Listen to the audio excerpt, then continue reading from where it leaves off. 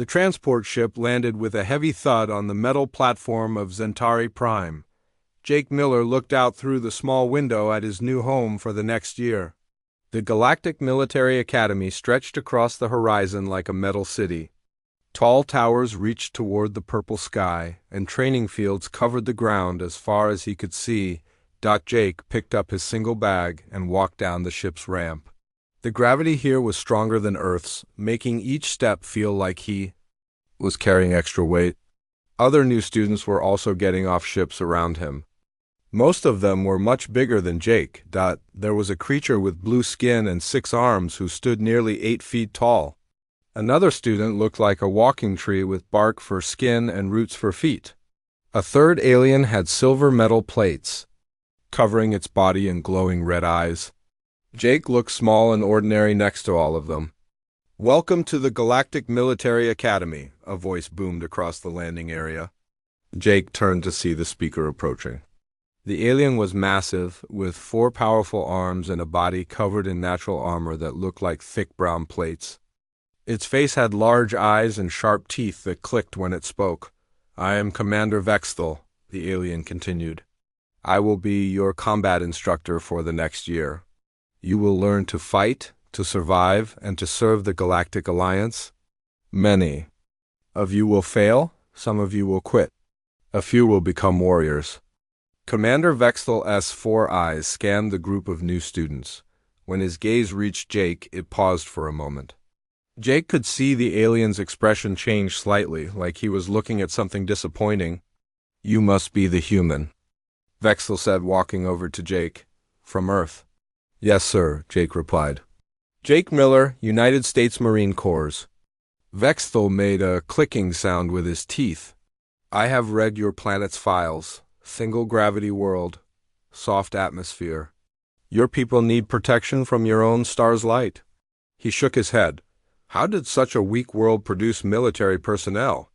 Jake said nothing. He had heard this kind of talk before during his trip to the academy. Most aliens seemed to think Earth was a peaceful, easy place to live. They called it a garden world in their files. "Well," Vexthal continued, "we will see how long you last. Follow me, all of you." The group walked through the academy's main gates. Inside, Jake saw students from dozens of different worlds training in various areas. Some were lifting weights that would crush a normal human. Others were running through obstacle courses that looked like death traps. In one area, students were fighting each other with energy weapons that left scorch marks on the metal walls. "The training here is designed to push you beyond your limits," Vexthal explained as they walked. "We simulate combat on hostile worlds. We test your ability to survive in deadly environments. We force you to face your fears and overcome them."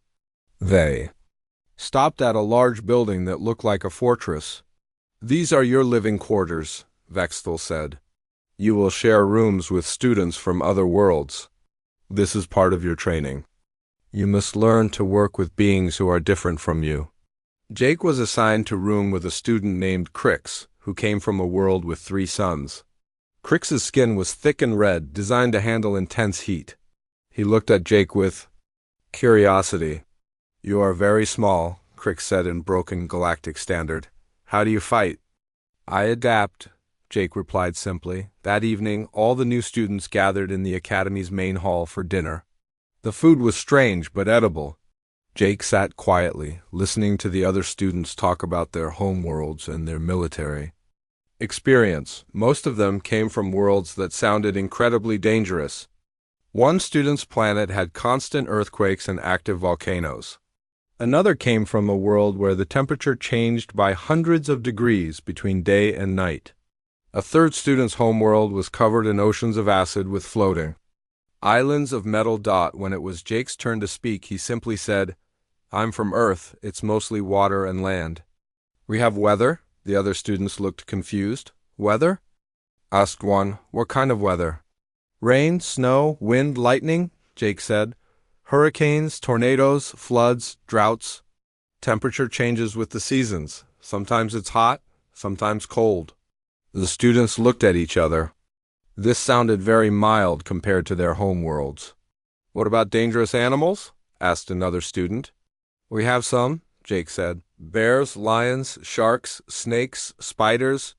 Mostly we learn to avoid them or deal with them. Again, the students seemed unimpressed. Their worlds had creatures that could melt steel with their breath or crush starships with their bare hands. Commander Vexthel had been listening from across the room. He walked over to Jake's table. Tell me, human, he said, what makes you think you can survive the training here? Your world sounds ... peaceful. Jake looked up at the towering alien instructor. I guess we'll find out, sir. Vexthel's teeth clicked in what might have been amusement. Yes, we will. Training begins tomorrow at dawn. Do not be late. As the students returned to their rooms, Jake lay on his narrow bed and looked out the window at the alien stars. He thought about home, about the forests and mountains and oceans of Earth. He thought about the storms he had weathered, the animals he had encountered, the challenges he had faced growing up on what these aliens called a garden world. Tomorrow he would begin to show them what growing up on Earth really meant. He would show them what it meant to be human. But tonight he simply went to sleep, preparing his body and mind for whatever challenges lay ahead. The Academy's lights dimmed as the night cycle began, and Jake Miller, the small human from the supposedly peaceful world, slept peacefully while his alien classmates worried about the trials to come. The alarm bell rang at dawn, echoing through the Academy halls like thunder. Jake woke up immediately and got dressed while his roommate Crix was still trying to figure out what the noise was. By the time Crix was ready, Jake had already made his bed and was waiting by the door. How are you so fast? Crix asked, rubbing his red eyes. Practice, Jake said simply. The new students gathered in the main training area. Commander Vexthel stood waiting for them, his forearms crossed and his armor gleaming in the morning light.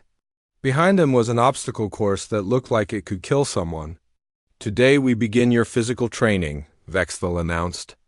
This course will test your speed, strength, and ability to survive. The gravity here is twice what most of your worlds have. The obstacles are designed to break the weak and build the strong.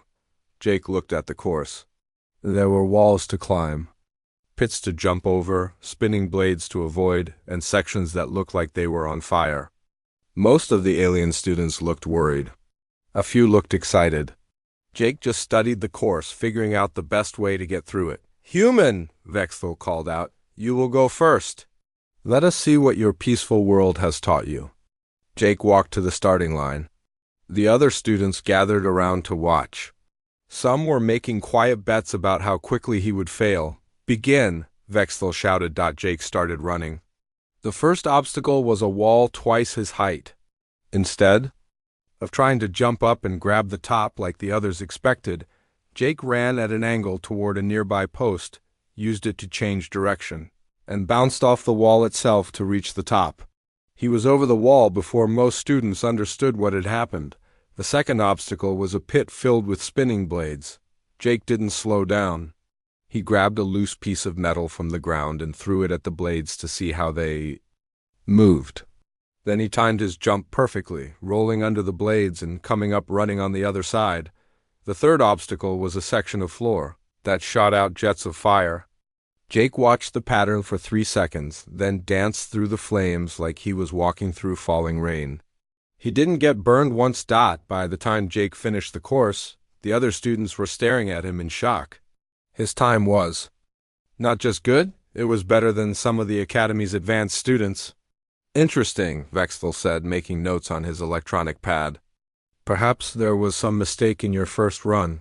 Try again. Jake ran the course again. This time he was even faster because he knew exactly what to expect. He finished with a time that made several alien students start talking in worried voices. Beginners. Luck, Vexthel said, but he didn't sound as sure as before. The next day was weapons training. The students were given energy rifles and told to hit targets at different distances. Most of the aliens had trouble with the weapons because they were designed for beings with 2 hands, not 4 or 6. Jake picked up the rifle and felt its weight.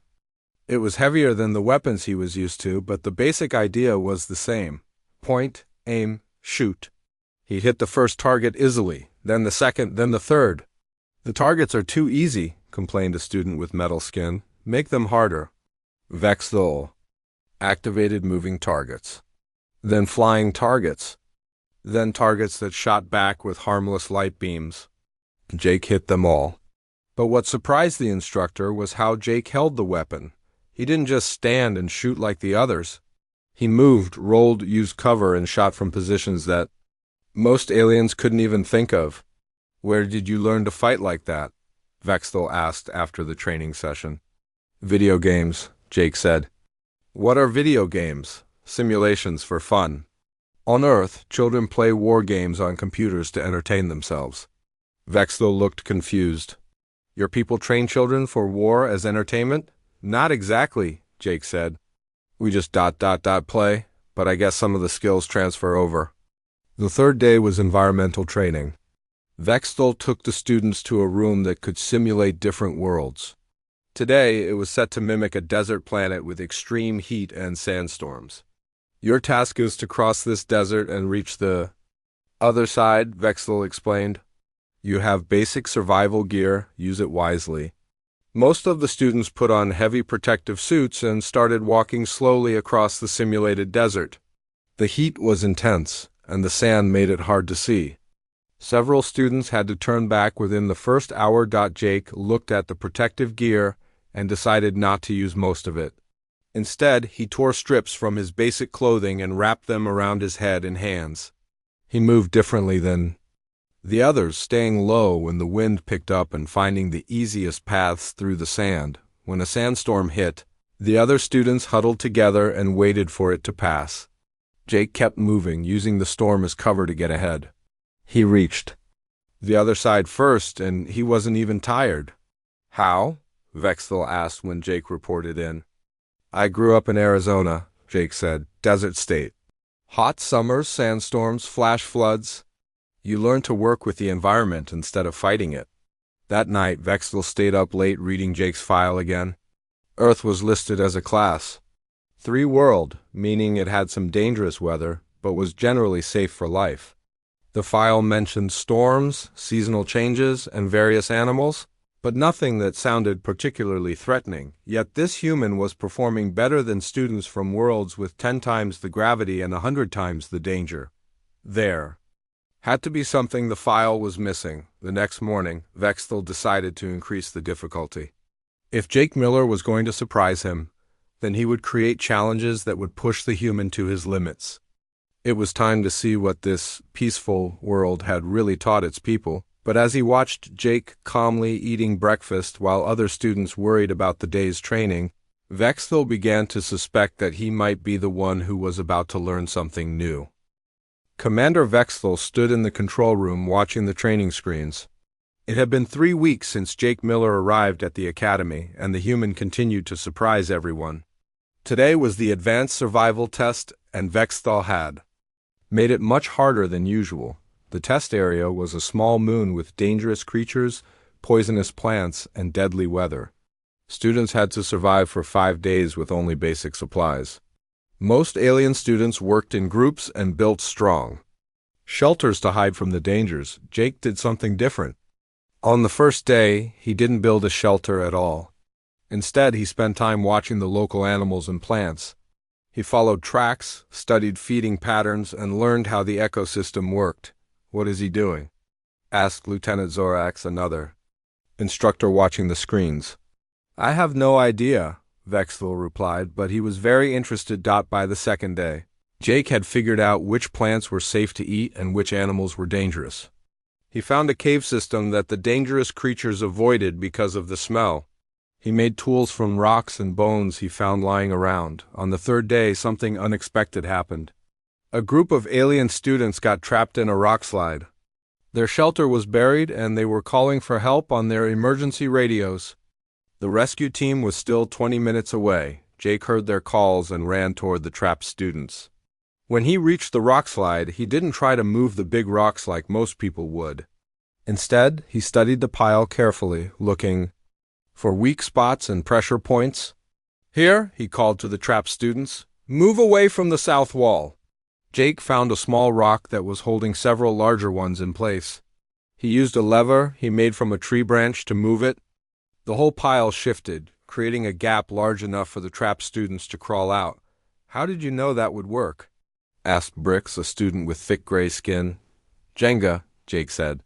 What is Jenga? It's a game. You stack blocks and then try to remove them without making the tower fall down. You learn to see which pieces are important and which ones aren't. Vexthel watched this whole event from the control room.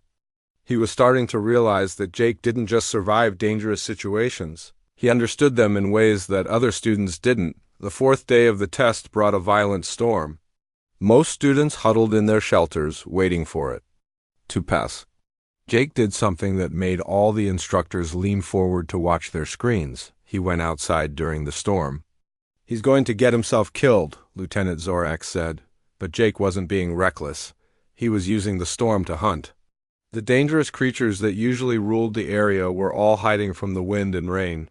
The plants that were normally protected by poisonous thorns were getting washed clean by the storm. Jake gathered a week's worth of food and medicine in 2 hours, moving through the storm like it was just another day. He seemed to know exactly when lightning would strike and where the wind would be strongest. Impossible, Vexthel muttered. On the 5th day, Jake did something that changed everything. He didn't just survive the test, he helped other students survive too. He shared his food with students who were running out. He showed them safe places to find water. He even helped them improve their shelters. When the test ended, Jake had the highest survival score ever recorded at the academy. But more importantly, his team had 0 injuries and everyone passed the test. How? Vexthel asked when Jake reported. Back to base, teamwork, Jake said. On Earth, humans succeed by working together. We share resources, protect each other, and solve problems as a group. But you could have scored even higher by keeping everything for yourself. Jake looked confused. Why would I do that? We're all on the same side? That night, Vexthel couldn't sleep. He kept thinking about what he had seen. Jake Miller wasn't just surviving the Academy's challenges. He was treating them like normal problems that needed normal solutions. The next week was tactical training. Students were divided into teams and given war games to play against each other. Jake's team was made up of the smallest and weakest students in the class. The other teams had students with natural armor, extra limbs, or enhanced strength. This will be interesting, Vexthel said to Lieutenant Zorax. Let's see how the human handles real combat scenarios. Jake's team was assigned to defend a mountain base against 3 attacking teams. They were outnumbered 3-1, and their enemies had better weapons and stronger bodies. Jake gathered his team and started talking to them quietly. Vexthel activated the audio sensors to listen. Okay, Jake said. We can't win by fighting them directly, so we're not going to fight them at all. What do you mean? Asked Crix, Jake's roommate. We're going to make them fight each other. Over the next 6 hours, Jake's team didn't fire a single shot at the enemy. Instead, they moved around the battlefield like ghosts, leaving false clues and fake evidence. They made it look like the 3 attacking teams were betraying each other. By the end of the exercise, the 3 attacking teams had destroyed each other while Jake's team watched from hidden positions. The final score was a complete victory for the defenders without a single casualty. That's not how war works, Lieutenant Zorax said. Maybe not, Vexthel replied, but it's how humans work. After the exercise, Vexthel called Jake to his office. I need to understand something, he said. Your planet is listed as a peaceful world.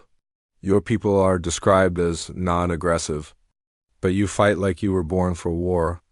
Jake thought about this for a moment. Earth isn't peaceful, he said finally.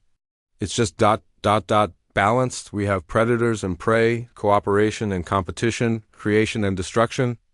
We learn to survive by being smart, not just strong. Show me, Vexthel said. Double quote, sir. I want to understand what your world taught you. Tomorrow you and I will have a private training session, just the 2 of us. Jake nodded. Yes, sir. As Jake left the office, Vexthel stared at the human's file on his desk. Something told him that tomorrow he would finally understand what Earth had really created in its children. The next morning, Commander Vexthal waited in the Academy's main combat arena. The room was huge and empty, with metal walls that could change to look like any battlefield in the galaxy. Today, he had set it to look like a rocky field with some big stones scattered around. Jake walked into the arena carrying his basic training gear. He had a simple energy rifle, a combat knife, and light armor that barely covered his chest and arms. Compared to Vexthal's heavy battle armor and advanced weapons, Jake looked like a child playing soldier. "Today we will have a personal combat test," Vexthal announced. His voice echoed off the metal walls. "I want to see what a human can do against a real warrior." Other instructors and students had heard about the private session. They gathered in the viewing area above the arena to watch. Most of them expected the fight to be over in seconds. "Are you ready, Jake Miller?" Vexthal asked. "Yes, sir," Jake replied.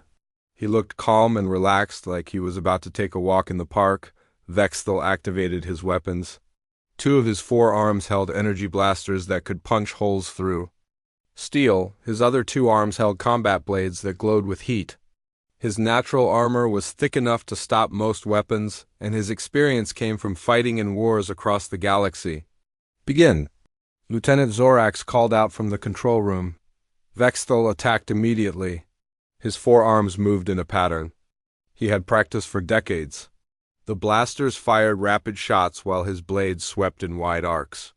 It was an attack that had defeated some of the galaxy's best warriors. Jake wasn't there when the attacks arrived. He had moved to the side and rolled behind one of the stone blocks. Vexthal's energy blasts hit empty air, and his blades cut through nothing. "Stand and fight!" Vexthal shouted, turning to face Jake's new position. Jake popped up from behind the stone and fired 3 quick shots with his rifle. The blasts hit Vexthal's armor and did no damage, but they made the alien instructor stumble slightly. By the time Vexthal recovered, Jake had moved again. For the next 5 minutes, this pattern continued. Vexthal would attack with overwhelming force, and Jake would be somewhere else. The human moved through the arena like he was dancing, always staying just out of reach. The watching students began to murmur. This wasn't what they expected to see. "Why doesn't he stand and fight?" asked Brix. "Because he's smart," said Crix, Jake's roommate. "He knows he can't win in a straight fight, so he's not having a straight fight." Vexthal was starting to get frustrated. His attacks were powerful, but they meant nothing if he couldn't hit his target. He decided to try a different approach. "You cannot run forever, human," he called out. "I'm not running," Jake replied from behind another stone. "I'm working." Jake fired his rifle again, but this time he aimed at the ground near Vexthal's feet.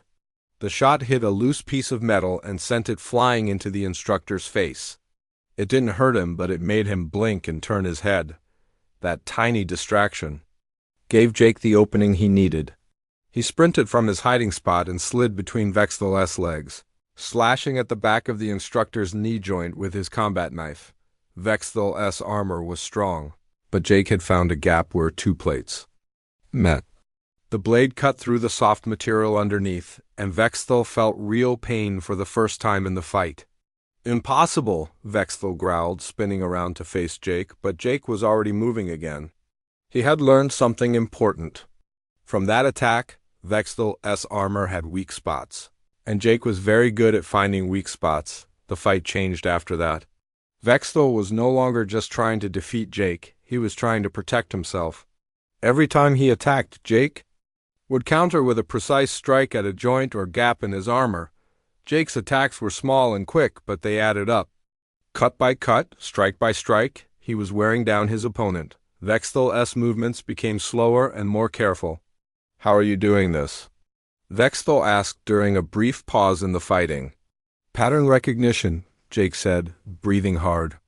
"But not exhausted. You attack the same way every time." "Forearms, but you use them in the same order?" "Left blaster, right blade, right blaster, left blade." "Once I learned the pattern, I could predict where you'd be." "That's impossible. I vary my attacks." "You do," Jake agreed. "But you always favor your right side when you're angry and your left side when you're being careful.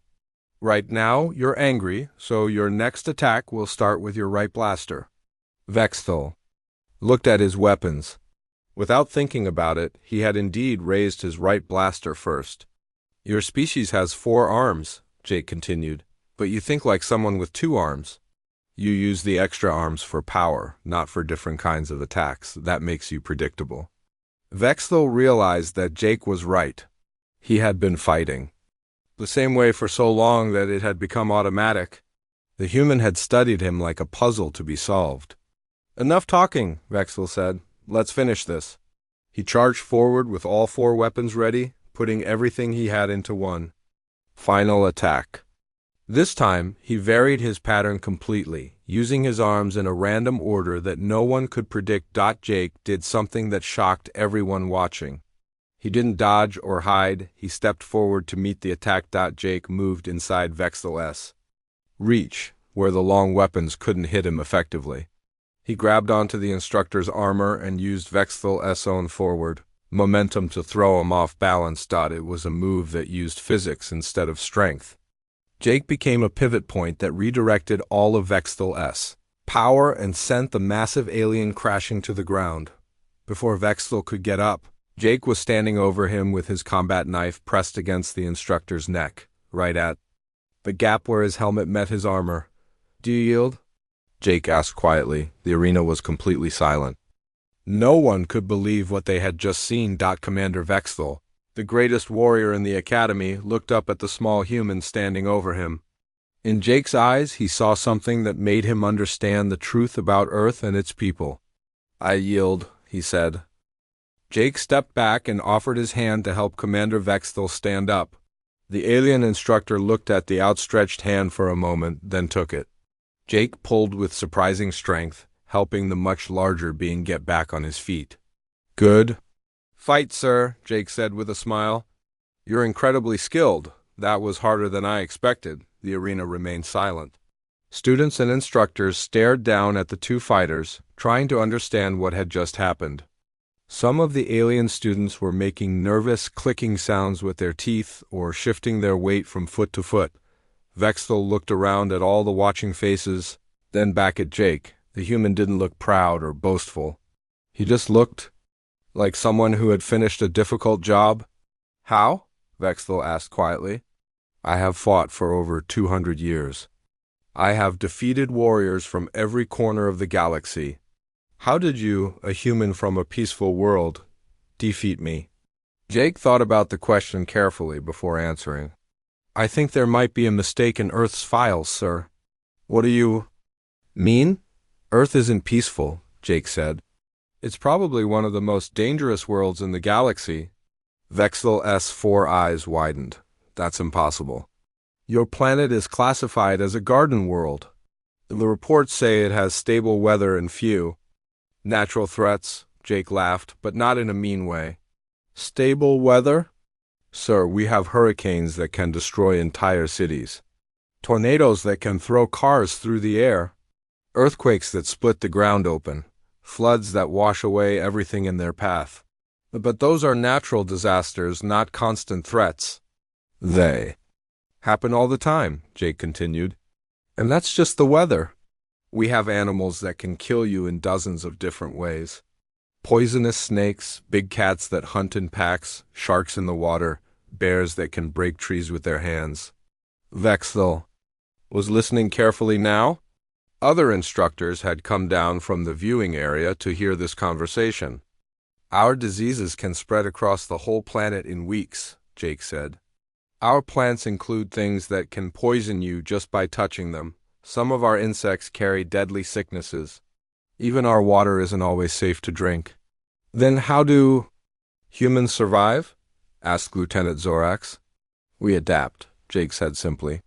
We learn, we work together. Every generation gets a little bit better at dealing with problems.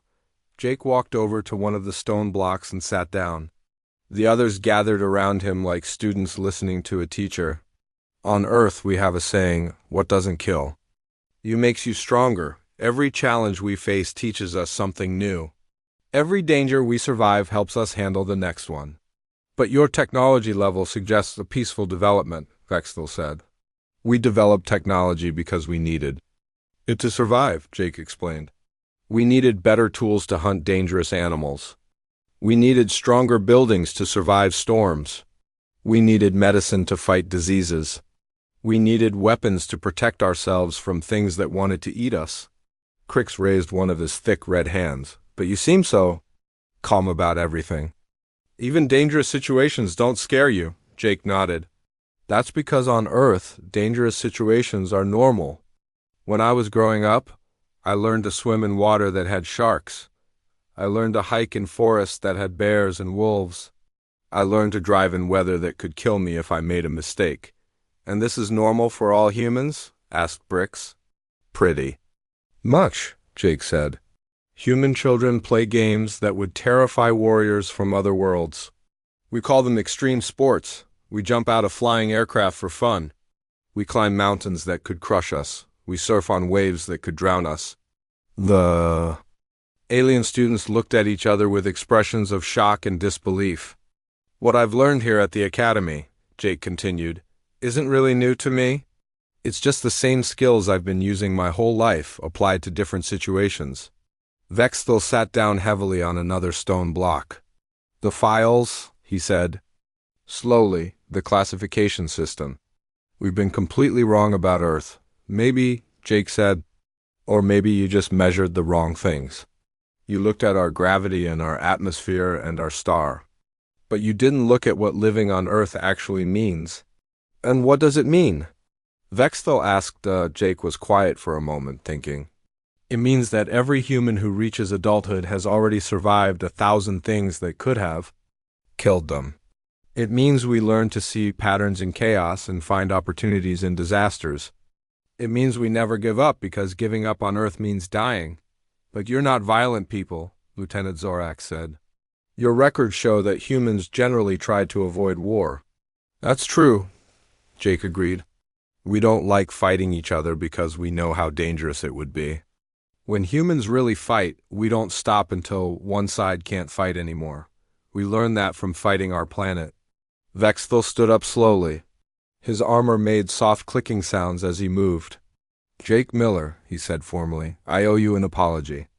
I underestimated you, your species, and your world. No need to apologize, sir, Jake said. You couldn't have known. Even I didn't really understand it until I came here and saw how other species live. There is something I need to do, Vexthel said. Tonight, I will send a report to the Galactic Military Command. Earth's classification will be changed from Class 3 Garden World to Class 12 Death World. Death World? And Jake looked surprised. The highest danger classification we have, Vexthel explained. Reserved for planets that create the most dangerous beings in the galaxy, Jake smiled. I guess that makes sense. Though we just call it home. That evening, Vexthel sat in his office writing the most important report of his career. He wrote about Jake's abilities, about the true nature of Earth, and about what humanity could mean for the galaxy. His final words would become famous throughout the Galactic Alliance. I have trained warriors from 1,000 worlds. Today a human trained me. Any species that calls a death world home and considers deadly challenges to be fun should be our ally, not our enemy. Humanity doesn't just survive the impossible, they make it look easy. Meanwhile, Jake was in the recreation room teaching other students a human game called chess, patiently explaining that sometimes the smallest piece on the board could defeat the most powerful one.